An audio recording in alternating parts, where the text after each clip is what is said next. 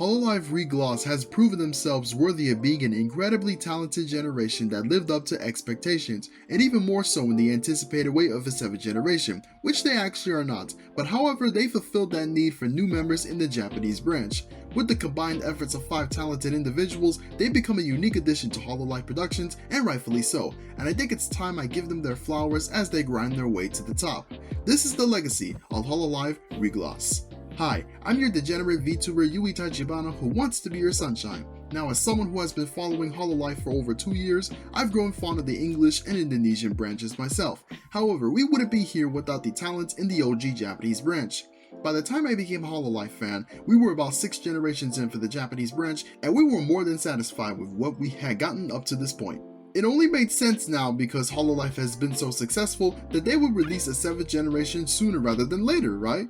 Well, we had to wait another 2 years before a new generation was finally announced, and because they took so long, I'm wondering just how remarkable the auditions had to be for them to narrow it down to just 5 members. And what we got was actually not a 7th generation. In fact, after the teasers came and went, Hololive Dev_S was announced, and we all speculated what it was. Was it the app that Cover Corp had been teasing, or was it something else entirely? Well, it turned out to be a new branch altogether, starting with the 1st generation ReGloss. Consisting of members Hyodoshi Ao, Otonose Kanade, Ichijo Ririka, Jufute Raiden, and Todoroki Hajime, ReGloss debuted on September 9 and 10, 2023. We were also blessed with a debut song, which is a great one by the way, and it became clear that this group was going to be focusing on group music activities, similar to what Hololive's former label Inonaka Music was intending on, but to an extent where they were guaranteed to succeed this time as they learned from the failure of Inonaka.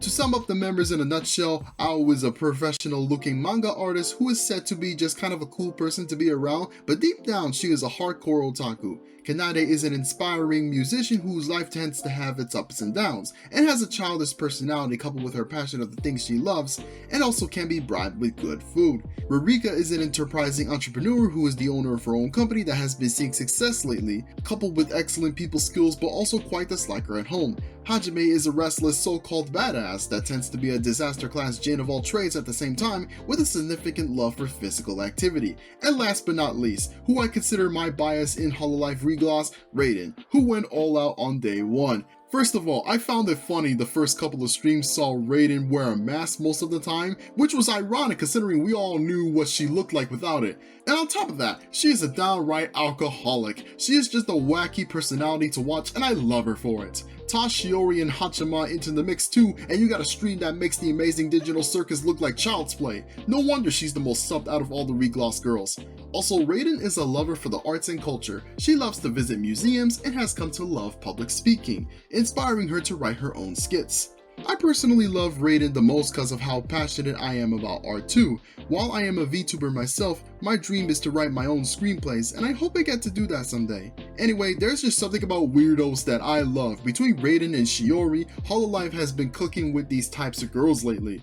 Now, even though I maintain Raiden as my favorite member, I do find myself putting Ao in a close second. She is a pretty fun streamer herself, and adds to the blue girls that we already got too, which is satisfying for me. It has been a couple of months at this point with Hololive ReGloss around, and I think they've been a great success. What will the 2nd generation of Hololive Divas look like? I don't know, but it sure is nice to see what has come of it thus far. What do you think of Hololive ReGloss, and who's your favorite member? Let me know in the comments below, and thanks for watching this video. Like and subscribe to my channel and follow me on Twitter. This is your sunshine Yui Tachibana, signing out.